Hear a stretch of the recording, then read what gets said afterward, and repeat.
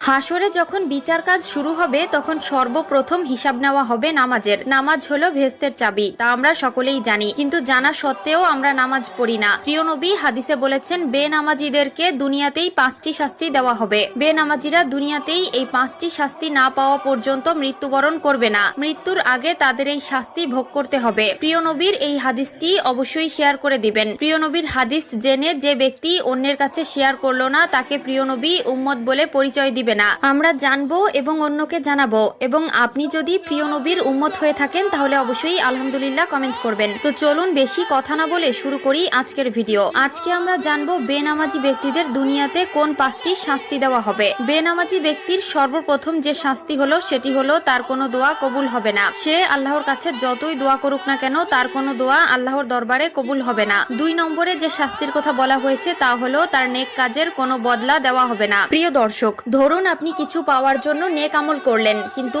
আফসোসের বিষয় আপনি যদি বেনামাজি হয়ে থাকেন আপনার নেক কাজের কোনো ফল আপনি পাবেন না। 3 নম্বরে যে শাস্তির কথা বলা হয়েছে তা হলো চেহারা থেকে নেককারদের নূর উঠে যাবে। প্রিয় দর্শক, জন্মগতভাবেই আল্লাহ তাআলা কালো, সুন্দর, অসুন্দর সকলের চেহারায় একটি মায়াবী নূর দিয়েছেন, কিন্তু নামাজ না পড়ার কারণে তাদের চেহারা থেকে সেই নূর উঠে যায় এবং দেখতে দেখতে একসময় চেহারার অবস্থা ভয়ঙ্কর হয়ে যায়। যার চেহারা থেকে আল্লাহর নূর উঠিয়ে নেয় তার প্রতি মানুষের কোনো মায়া মহব্বত থাকে না। 4